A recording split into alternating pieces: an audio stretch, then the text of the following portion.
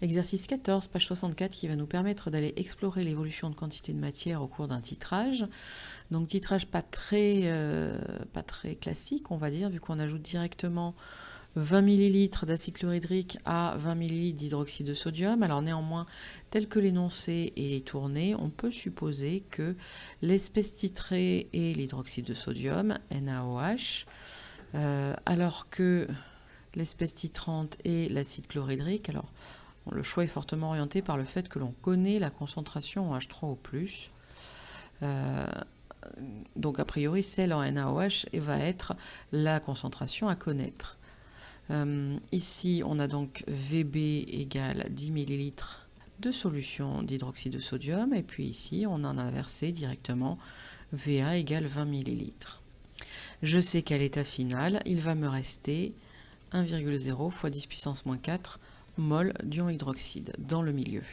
Alors l'équation support du titrage, il faut savoir donc qu'ici vous avez un acide, vous avez l'hydroxyde de sodium, l'ion HO- est une base, donc c'est une réaction acido-basique. On va marquer que HO- aqueux plus H3O+ aqueux. On écrit avec une flèche simple, vu qu'on sait que c'est un titrage et que la réaction doit être totale, va donner 2H2O liquide. Une réaction très classique à connaître. On me demande de dire si le système se trouve avant, à l'équivalence ou après. Eh bien, dans le sens qu'à l'état final, ici, il me reste de l'espèce titrée, ça signifie qu'on n'a pas consommé toute l'espèce titrée, donc on est avant l'équivalence. Alors, c'est pas non plus très traditionnel de s'arrêter avant l'équivalence, mais vous allez voir que malgré tout, ça va nous permettre de déterminer la concentration inconnue en ion hydroxyde. Et ceci grâce à l'état final. Alors, comme nous n'avons pas un titrage très traditionnel, on va établir un tableau d'avancement.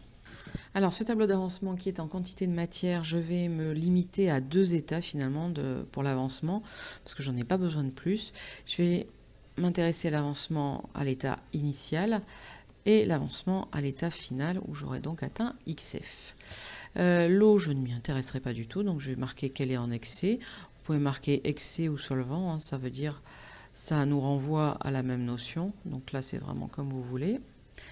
Alors, initialement, je vais avoir un NHO- 0. Je vais écrire que c'est HO- fois VB, vu que je sais qu'une quantité de matière, c'est une concentration fois un volume. Ici, je vais écrire la même chose, hein, pour les ions oxonium, c'est leur concentration multipliée par le volume VA qui a été versé. À l'état final, nous avons toujours donc cette quantité de matière initiale d'ion hydroxyde moins l'avancement. Et ici, nous avons la quantité de matière, c'est-à-dire la concentration fois le volume, moins l'avancement. Alors, je sais des choses sur ces deux états. Je sais déjà qu'il n'y a plus d'ion oxonium et qu'il reste des ions hydroxyde. Donc, ça va s'écrire. Je vais pouvoir écrire deux équations. La première, dire qu'il ne reste plus d'ion oxonium. Et la deuxième va nous dire qu'il reste des ions hydroxyde et il en reste 1 fois 10 puissance moins 4 mol. Donc voici les deux systèmes le système d'équations que je peux obtenir à partir de ce tableau d'avancement. Sachant que ici, je vois que dans cette équation, tout ce qui me manque, c'est XF. Et ça me permettrait d'arriver à cette concentration que je cherche. Comment trouver XF? Eh bien là, ce sera la première équation. Et une fois que j'aurai XF, je vais la remplacer dans la deuxième. Donc là, je vais l'appeler équation 1. Là, je vais l'appeler équation 2. D'après l'équation 1, on va écrire que XF est égal à concentration en H3O+, fois VA, c'est-à-dire, si je fais l'application numérique, 2,0 fois 10 puissance moins 1 multiplié par 20 ml, 20,0 fois 10 puissance moins 3, c'est-à-dire 40 fois 10 puissance moins 4 mol. J'injecte ça dans 2. Alors d'abord, je vais quand même manipuler un petit peu mon expression pour isoler ce que je cherche, c'est-à-dire ma concentration en HO-. Et donc je vais écrire que HO- est égal à 1,00 fois 10 puissance moins 4 plus XF sur VB.